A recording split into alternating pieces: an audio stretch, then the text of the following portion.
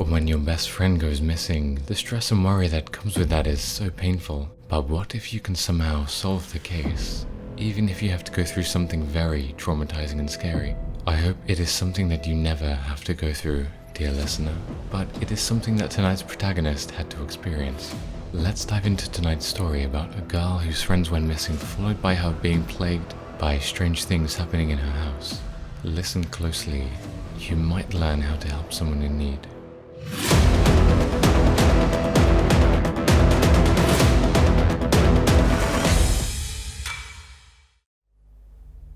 Welcome to your next Chills Before Sleep.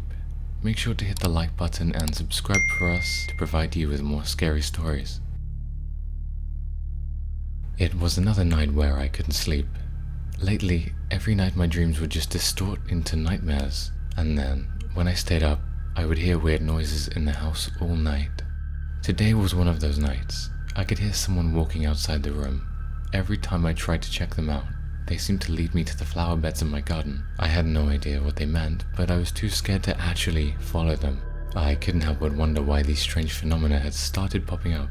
It had all started just after my friends went missing. My next door neighbor named Kyle and his boyfriend Emery had gone missing. In fact, no one had seen them in the past 2 weeks. The cops had registered the missing persons complaint, but they were treating it as a runaway case. They did this because they thought that Kyle and Emery were tired of being faced by their parents' disapproval and had run away. I have to say, I do understand why they would think that. We lived in a small, homophobic town. Kyle and Emery had been one of the only openly gay couples in our town. They were also very active on TikTok. I followed their account and supported all of their videos. Their goal was spreading awareness about the unfair treatment of the LGBTQ+ people. I really admire their courage and resolve. I could never do that. I'm a part of the LGBTQ+ community as well. In fact, I even have a girlfriend, but I let everyone think that she and I are just really good friends. I haven't had the courage to come out yet. Their family did not really like them being together, but they persevered regardless. Their biggest hater in the family was Kyle's older brother. Since Kyle lived right next to me, I had known him and his brother since they were kids. His brother was named Kai, and he had always been kind of intense and religious. I had never really bonded too much with Kai, but Kyle and I were best friends. Then he introduced his boyfriend Emery to me, and I had loved him like a brother. They were really helping me and Mindy to have the courage to come out to our parents. I had never thought they would just disappear like this. My thoughts were interrupted by more footsteps outside my room. I made sure my room door was closed. Today, whatever it was seemed more agitated than usual. I decided to text my girlfriend, but she was sleeping, so I decided to scroll on TikTok. I rewatched some of Kyle and Emery's old TikToks. That's when I noticed something weird. There was a new video posted on their TikTok. I had thought that it was dormant after they had both disappeared. It was a very strange video. It had a black background and just white text on it saying, "Kimberly, just trust it." Kimberly? That was my name. But who could have done that? That seemed unlikely. I texted my girlfriend about it. I was scared. I didn't know what to do. Someone could have just hacked their account and decided to pull a sick prank. I decided to be courageous and I walked to my parents' door. I knocked on it and my parents opened up their door looking very scared. My father opened up the door and I was horrified to see what was behind him. It was Kyle. His head was split open and blood was running down his face. I screamed in terror and fainted. When I woke up, I was in my parents' bed. They were looking at me with worry and they had even called a doctor. The doctor determined I was sick. My parents grew even more worried now because they were set to go visit my aunt that weekend. I tried telling them what had happened, but they had just brushed it off as a fever-induced delusion. My parents were very worried about me. I asked them if Mindy could stay with me for the night. They approved and I tried to hide my smile. I would get to spend a whole night with my girlfriend now. I spent the whole day in my room. My mum made me soup and gave me some medication. Around 8, my girlfriend arrived and my parents left after my mum had made her promise to call if things go south.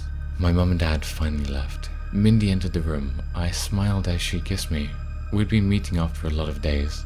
We had dinner and talked for a while afterwards, and then around 10, we both cuddled to sleep.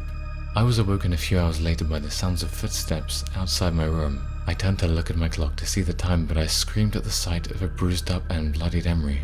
I screamed and closed my eyes. I didn't hear any movement. I opened my eyes to see Emery was gone. I looked at the watch to see it was 3 a.m. I raised up the blanket and saw that Mindy was gone. "Mindy!" I yelled. There was no response. All I could hear was footsteps outside my room. I decided to be brave tonight and I left my room. There was no one in my living room, but I still heard footsteps, and there was a voice all around me, whispering to me, saying help. My head felt like it would simply explode. The voice was deafening and would not let up. I had no idea what whoever this was wanted from me.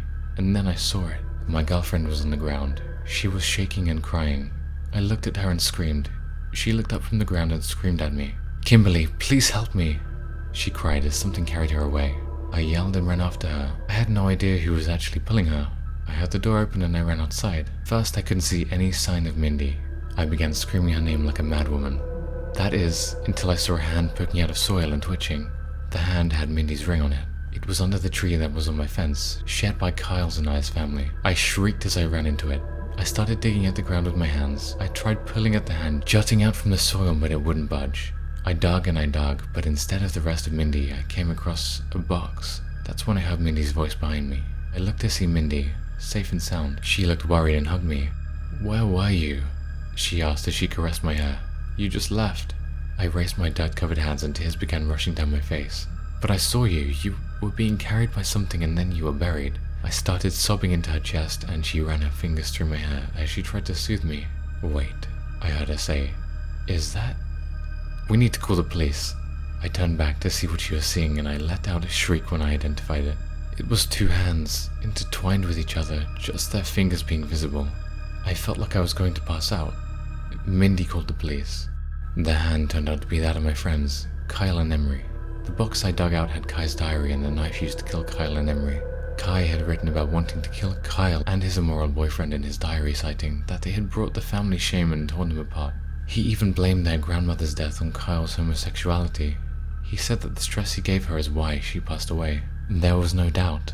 Brother Kai was the killer. There was a trial and he was sentenced to 3 decades in prison. Kyle's mother was devastated. One son dead and the other was in prison for killing him. The news garnered the attention of the whole nation and Kyle and Emery's TikTok went viral and their messages were heard by millions. I came out to my parents. They were moderately religious, but they told me that their daughter meant more to them than anything else. They even accepted Mindy as my partner, but they said this means no more sleepovers with her. I was okay with that. Mindy and I graduated high school and planned to move to Boston together to study. We would live together even through college. Her family accepted us as well, and after the whole incident with Kyle and Emery, the town tried to bring certain rules trying to stop discrimination and support the LGBTQ community. I can't believe these horrible things happen in this world, just because 2 people loved each other. I kept thinking back to that moment and how the spirits had haunted me. Beside the sad loss, I felt relieved that I could help my friends and prove them justice. I will never forget their beautiful souls.